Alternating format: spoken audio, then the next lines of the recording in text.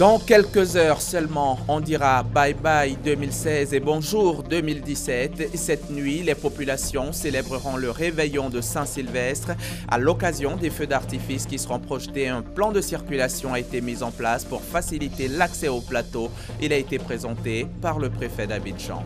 Les fêtes de fin d'année se feront dans l'Harmattan. L'Harmattan, ce vent sec qui, selon nos reporters, suscite beaucoup de désagréments au sein de la population. Dans cette édition, vous saurez ce qu'est l'Harmattan véritablement et surtout comment s'en protéger. L'émission d'humour Bonjour de la RTI a 10 ans, un 10e anniversaire célébré hier soir au Palais de la Culture de Trècheville avec des humoristes de talent pour le bonheur de milliers de spectateurs présents.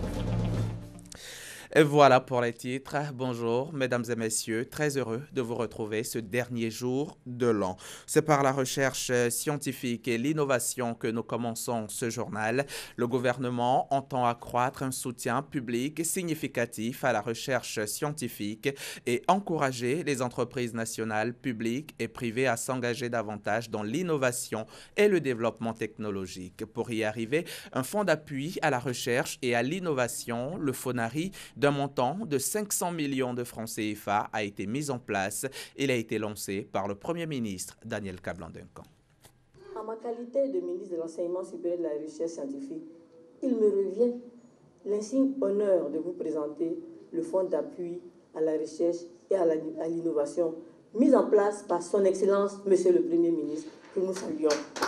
Bakayoko Liramata décline ainsi le FONARI en 3 programmes de financement d'un montant de 450 millions de francs CFA sur les 500 millions prévus. 50 millions sont réservés à la gestion du fonds. Le premier programme est le prix spécial du président de la République pour la science et l'innovation avec une dotation de 80 millions de francs CFA.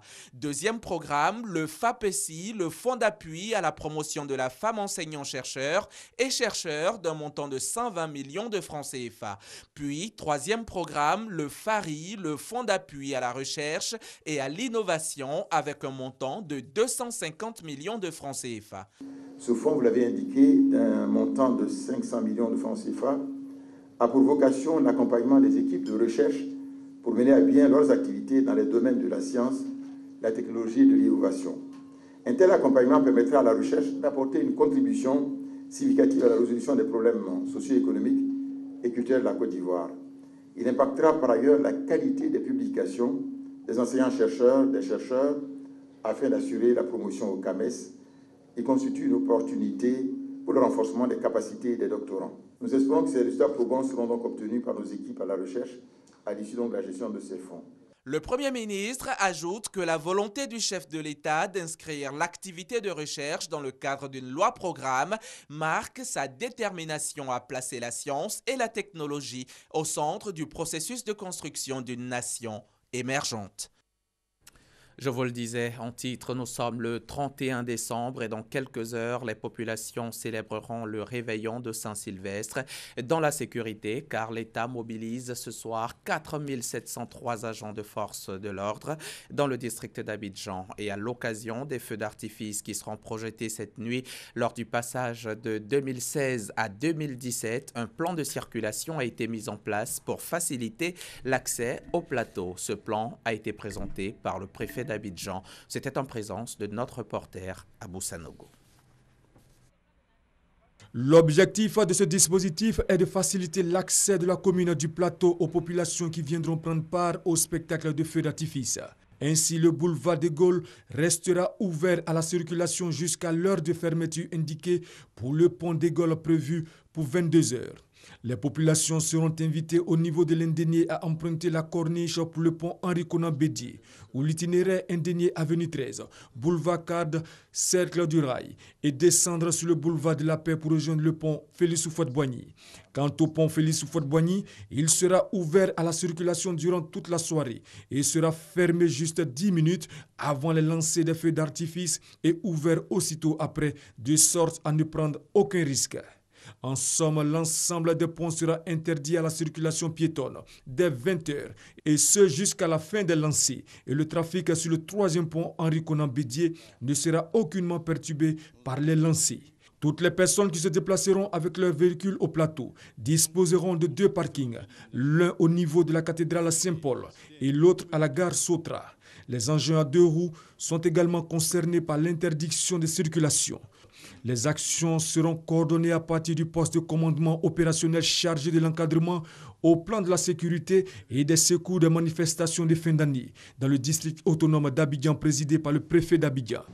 Les meilleures dispositions sécuritaires, les meilleures dispositions de secours ne représentent rien si nos populations n'observent pas de la discipline dans leur comportement. Respecter les plans de circulation, les ponts, les voies ne seront fermées que pour le temps minimum nécessaire au déroulement d'un certain nombre de manifestations. Nous voudrions les rassurer que des postes d'alerte et de premiers secours seront installés à proximité de tous les lieux de grands rassemblements. La sécurisation des fêtes de fin d'année a mobilisé pour le district d'Abidjan un effectif de 4 703 agents des forces de l'ordre. À eux s'ajoute la police maritime, l'ONPC, le SAMU, la Croix-Rouge avec l'appui de la CIE. Fête de fin d'année anticipée au plateau, la commune en fête pour soutenir les Jeux de la francophonie. C'était jeudi dernier, après la signature d'une charte de soutien entre la commune du plateau et le ministère chargé de l'organisation des Jeux de la francophonie. Un spectacle artistique haut en couleur a été organisé le soir même. Une manière pour le conseil municipal d'ouvrir la série de manifestations populaires en prélude aux Jeux de la francophonie qui auront lieu en juillet 2017.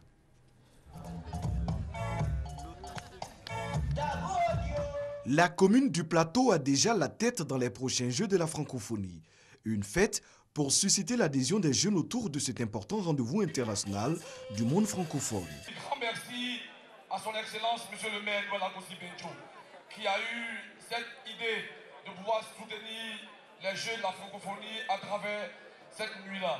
Après la signature d'une charte de soutien dans la matinée du jeudi entre la commune du Plateau et le ministère chargé de l'organisation des Jeux de la francophonie, un spectacle artistique s'est tenu toute la nuit.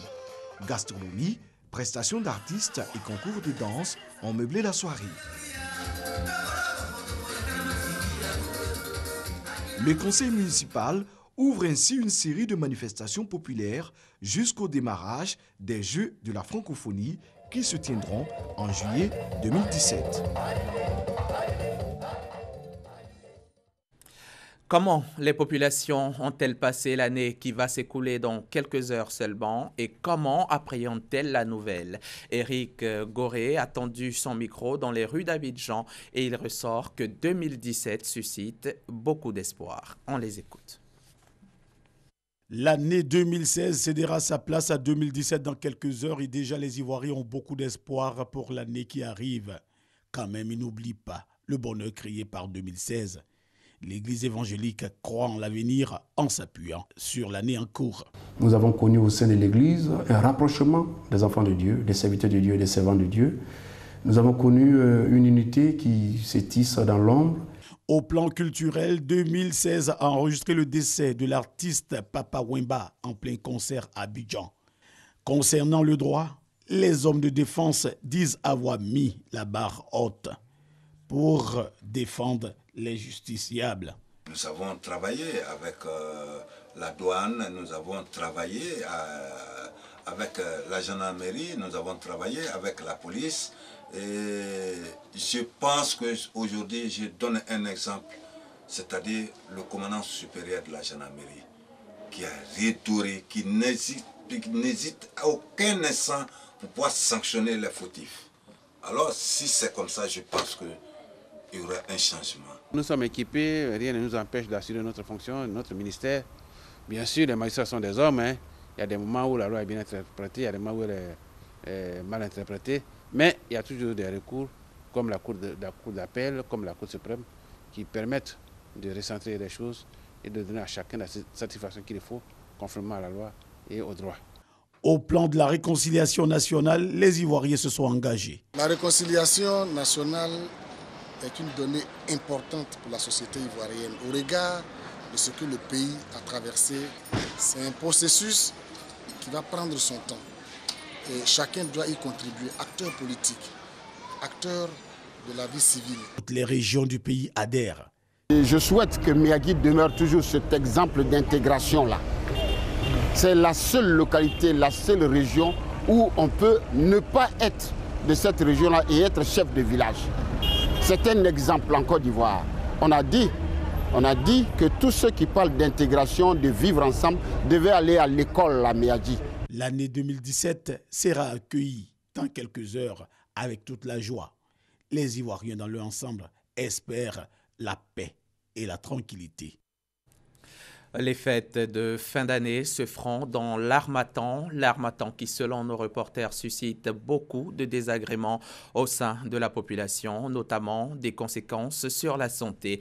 Qu'est-ce que l'Harmattan véritablement et comment s'en protéger surtout? Élément de réponse maintenant. L'Harmattan refaire surface en ce mois de décembre. Le paysage est assombri par la poussière, créant une visibilité floue, accompagnée par un vent sec ce vendredi après-midi à Abidjan. En Abidjan, ça l'Harmattan, mais ça sèche beaucoup voilà, le corps. La poussière bat son plein. Les lèvres, voilà, tout ça. Et puis bon, tu vois que la personne a du mal à vivre. Ces temps-ci, nous avons senti l'Harmattan. L'air était sec, la visibilité n'était pas trop ça. Il y a quelquefois du mal à respirer parce qu'il y a l'Harmattan, parce que j'ai la sinusite. Donc moi, ça me fatigue un peu quand même. C'est un nouveau temps qui s'offre à la population abidjanaise. On assiste à un décor inhabituel. Pour mieux comprendre ce changement de climat, rendez-vous au Centre météorologique national. Pourquoi un tel phénomène? La Côte d'Ivoire est affectée par un phénomène de temps d'Harmattan.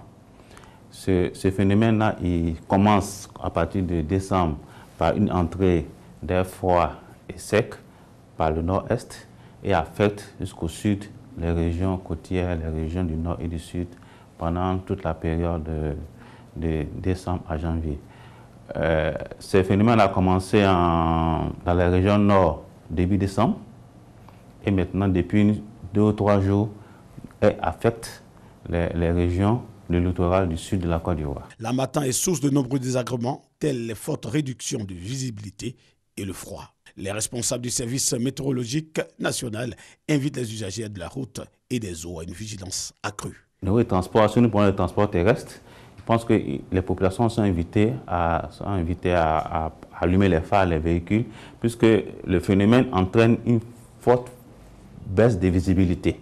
Jusqu'à 500 mètres, on peut ne pas voir devant soi. Donc il faut allumer les phares, il faut rouler doucement pour éviter les accidents au niveau des accidents désagréables sur les routes. Et également en mer, cela peut aussi être dangereux, puisque le phénomène peut être renforcé beaucoup plus en mer et maintenu beaucoup plus en mer que sur terre. Sur terre, avec le soleil, il peut y avoir un relâchement de ce phénomène, mais sur mer, ça peut se maintenir. Donc, les usagers de la mer doivent également prendre des dispositions pour éviter les pêcheurs, les bateaux qui sont sur la mer, d'éviter les collisions. Il faut allumer les phares et prendre des dispositions de sécurité. Ce vent sec entraîne aussi plusieurs maladies. Pour en savoir plus, cap sur Komassi, je suis un médecin généraliste. C'est un vent qui a des complications, qui a des conséquences sur la santé. On peut avoir des irritations au niveau des différentes muqueuses que sont les narines, les yeux. Donc, pathologies rencontrées des plus simples aux plus graves, ça peut aller d'une simple rhinite, une sécheresse de la peau, jusqu'à des pathologies plus graves comme la méningite. Face à ce phénomène, il est conseillé de respecter ces mesures de précaution pour éviter ces maladies. Pour les désagréments du quotidien, on recommande de boire régulièrement, de se protéger la peau en enduisant notre corps d'huile ou simplement de beurre de karité, la peau et les lèvres bien sûr. Il faut aussi bien se vêtir chaudement en protégeant les parties trop exposées comme le cou pour ceux qui sont très sensibles. Alors pour les asthmatiques ou pour les personnes souffrant de problèmes d'allergie, on recommande de voir directement leur médecin traitant pour avoir des conseils plus avisés. Pour ceux qui sont dans des zones où sévisse une épidémie de méningite, la vaccination reste le meilleur moyen de protection. Donc il faut se vacciner avant la période sèche, donc avant la période d'harmattan, et même pendant. Et dès qu'un cas est dépisté, le traitement s'impose. Un traitement rapide permet de circonscrire tout foyer épidémiologique. En période d'harmattan, les personnes les plus exposées sont les enfants, les femmes en état de grossesse et les personnes âgées. C'était un reportage de Davis Oyo, commenté pour vous par Éric Goré. Les fêtes de fin d'année sont généralement accompagnées de bons mets, faits très souvent à base de riz. Mais attention, un phénomène s'est produit récemment en Asie. Du riz en plastique vendu en Chine a été découvert. Phénomène inquiétant quand on sait que la Côte d'Ivoire importe beaucoup de riz de ces pays asiatiques. Même s'il n'est pas encore avéré que ce riz en plastique ait passé les frontières ivoiriennes, une question se pose tout de même. Nos marchés sont-ils sécurisés? Les aliments que nous consommons font-ils l'objet de vérifications préalables? Christelle Nda et Serge Coléa tenteront de répondre à ces questions dans nos éditions à venir. À Soubré, la lutte contre le travail des enfants dans la cacao-culture s'accentue. Les bailleurs de fonds de l'ONG Save the Children en Italie et un chocolatier y ont effectué récemment une mission pour s'imprégner de la réalité des activités qui ont lieu dans le cadre d'un projet de protection de 550 enfants à risque d'abus et d'exploitation contre les pires formes de travail des enfants. Honorina Igori pour en savoir plus. Plusieurs activités, notamment de protection, d'éducation, de mise en place et de renforcement des capacités des acteurs de mécanismes de référence ont été exécutées à mi-parcours de ce projet pilote sur les 10 sites bénéficiaires du projet à Soubré. Ce sont entre autres Kossou, Afoubénou, Kodacha, Jules Cro, Martin Cro, Sayo, Makro, Lakawekro, Seribangan et Ketadougou. La mise en œuvre de ces différentes activités a produit des résultats qui nécessitent, à mi-parcours de ce projet pilote, une visite des différents bailleurs pour s'enquérir de l'état d'avancement et envisager le renouvellement du dit projet. Il s'agissait pour Christina Majorano et Conan Patrice de tenir des séances de travail avec les différents staffs du projet, de visiter les réalisations du projet, d'apprécier leur état d'exécution et de contribuer à leur renforcement dans l'intérêt supérieur des enfants. Cette visite entre dans le cadre du suivi de l'exécution du projet et de son éventuel renouvellement. Rendons-nous à présent à Korogo, précisément à Karakoro, où des infrastructures communautaires de base, dont le pont sur la rivière Lofigué, ont été inaugurés. L'ouvrage, qui a coûté 200 millions de francs CFA, a été financé par le PPU, le programme présidentiel d'urgence. Charles Tatou, témoignage. Le député sortant de Karakoro, Alphonse Soro, fait le bilan de son mandat. Les infrastructures de base réalisées dans les villages pendant sa fonction à l'Assemblée nationale. Un bilan jugé positif par les populations rurales en témoigne la sortie des danses du terroir à Dierussonka. Joie parce qu'un pont relie désormais leur village à Karakoro, chef-lieu de sous-préfecture. Ouvrage réalisé par le PPU à hauteur de 200 millions de francs CFA. Le député sortant Alphonse Soro a tenu à l'inaugurer pour deux raisons. Je suis venu pour que nous puissions terminer en beauté, terminer ce mandat tel que nous l'avions commencé. Mon rêve qui était d'user de mes relations aujourd'hui, grâce au PPU, le pont de Lofigué est là. Des remerciements à l'endroit de notre leader au niveau de la région, le ministre d'État Amadou Gonk-Lubali.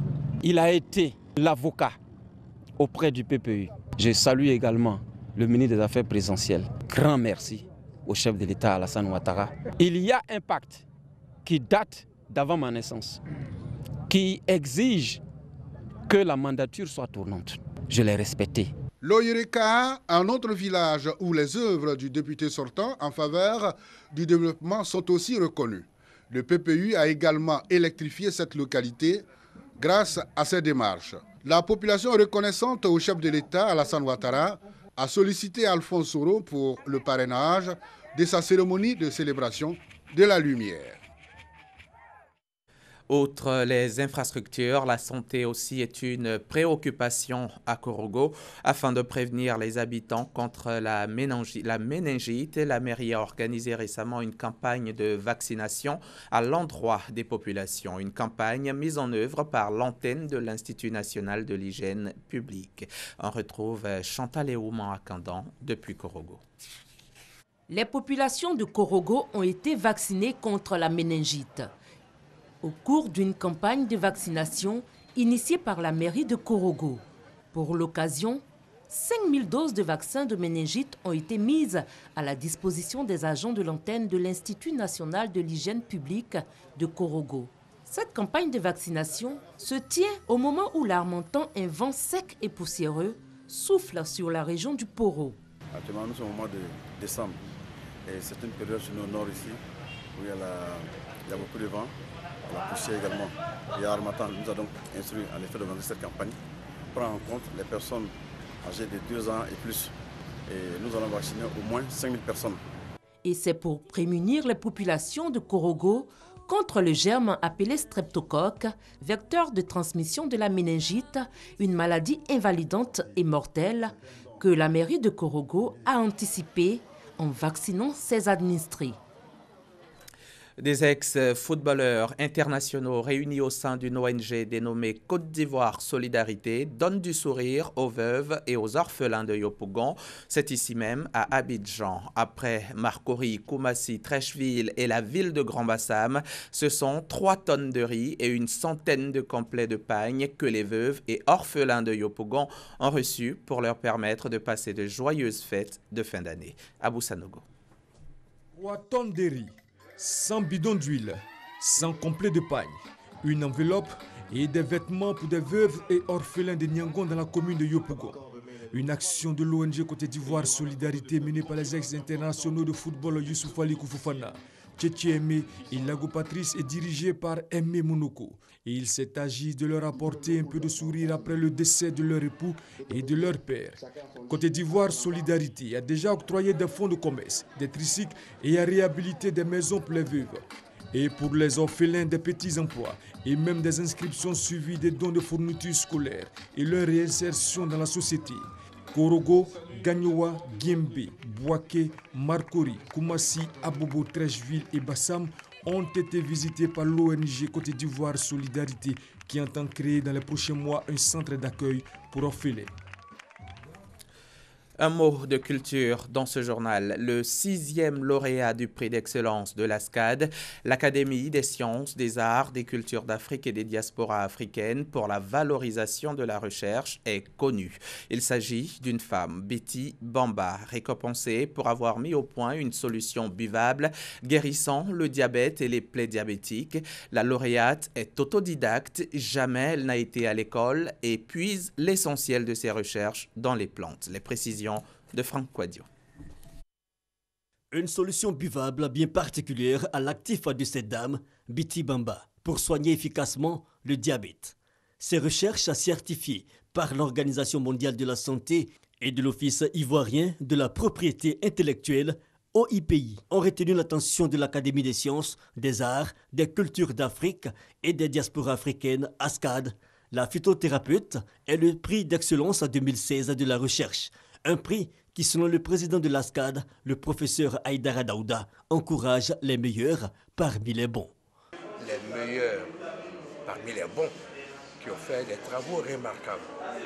Aujourd'hui, dans le domaine, n'est-ce pas, de l'invention, on consiste à donner, d'abord les montrer comme un exemple. La lauréate du 6e prix d'excellence ASCAD a une particularité.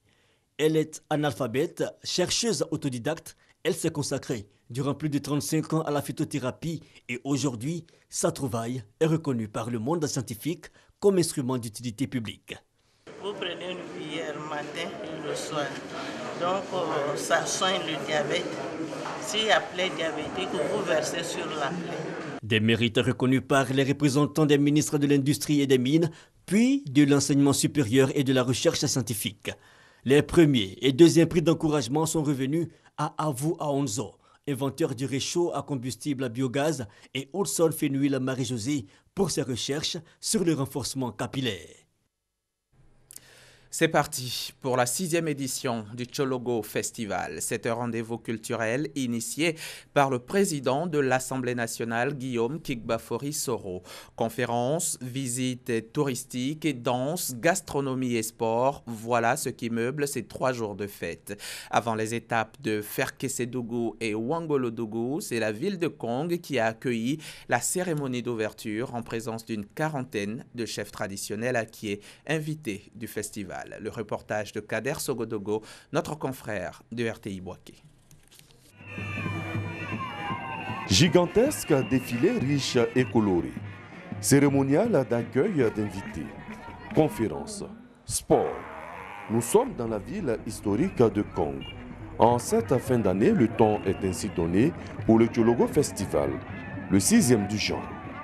Comme les précédentes éditions, celle de 2016 accorde une place importante au brassage culturel. Pour preuve, la présence d'une 40aine de chefs traditionnels acquis, symbole d'unité entre 2 régions, la Mé et le Tchologo. La période choisie est une période particulièrement importante pour le peuple entier et notamment pour la chefferie. Figurez-vous que quand je leur ai apporté l'invitation de l'ONG Tchologo Festival, Nana m'a dit on viendra. Aujourd'hui, comme demain, nous sommes partants pour ce partage d'expériences et de culture. La culture, un pilier de l'émergence. Le représentant du ministre des Affaires présidentielles, parrain du Tchologo Festival 2016, en parle. On pourrait dire sans se tromper que l'émergence culturelle est en marche, car il faut se rencontrer, échanger pour mieux se connaître. La 6e édition du Tchologo Festival est dédiée aux femmes. Raison de plus pour la représentante de Guillaume Soro, initiateur du Tchologo Festival, de retracer quelques efforts du gouvernement pour la promotion du genre. Pour permettre à l'assistant d'apprécier les efforts du chef de l'État, permettez-moi de procéder à quelques grands rappels. 25% de femmes au gouvernement, 30% de femmes au Conseil économique et social, l'ouverture du concours de la gendarmerie aux femmes, le passage de 20%, 37% de quotas de places aux filles pour le concours d'entrée à l'école militaire préparatoire technique et MPT de Benjerville, ouvert à nos jeunes filles depuis 2013. La 2e journée du Tchologo Festival sera consacrée à Ouangolodougou. La ville aux 2 frontières accueille le festivalier avec le même objectif, célébrer la culture dans toute sa dimension.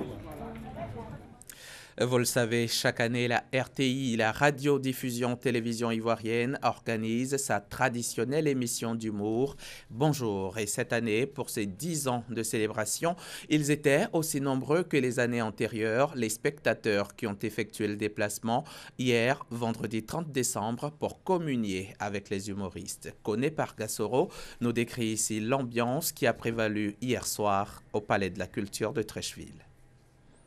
Il est un peu plus de 19 h lorsque nous nous rendons au Palais de la Culture de Treichville pour suivre la célébration des 10 ans de Bonjour, l'émission humoristique de la radiodiffusion télévision ivoirienne RTI. Un embouteillage monstre au bord du Palais de la Culture, du monde aussi. Pendant que le véhicule essaie de s'effrayer un chemin, certains agents de sécurité veillent au grain, quand d'autres, à l'entrée du Palais de la Culture, sont à la tâche. Fouilles, palpations, vérification des bracelets personnalisés et tickets. Pour les organisateurs, rien ne doit être négligé. Et pour avoir accès à la salle, il faut franchir ces grilles de sécurité. Une organisation appréciée par les spectateurs de Bonjour 2017. Je suis rentré par la porte principale, la porte d'entrée des véhicules.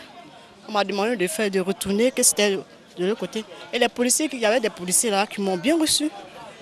Moi, il n'y a pas eu d'animosité. Il y a beaucoup de l'amélioration parce que, bon, il n'y a pas...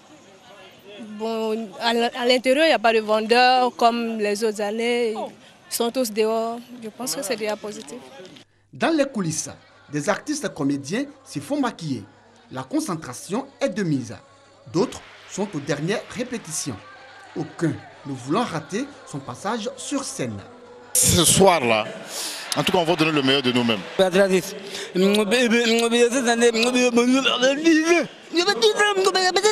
Et c'est que je donne le meilleur de moi-même. Il n'y a rien à faire. La RTI sera satisfait, mes fans seront satisfaits. Même les fans des autres seront satisfaits. L'orchestre qui accompagne les artistes comédiens pendant leurs différents passages est en place. Les animateurs aussi. Nous sommes des soldats du micro. Chaque fois qu'il y a le micro, on est prêt.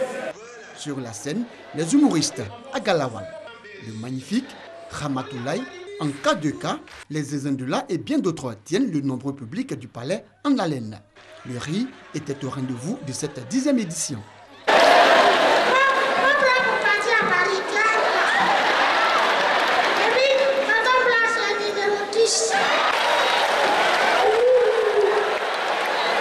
C'est la première fois que je viens au Bonjour, je suis très contente d'être là. Tout est magnifique, beau. Et quand on assiste à Bonjour, on rit, on se relaxe. Et ça fait que quand on rentre à la maison, on est satisfait, on est épanoui. Autre temps fort, la coupure du gâteau géant.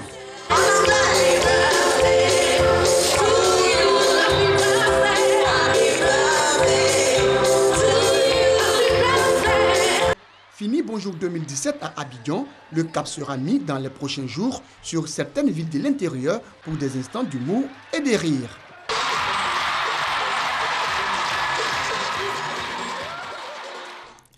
Direction Boaké dans le Gbeke pour suivre Radio Boaké sur les 98.6 MHz de la bande FM.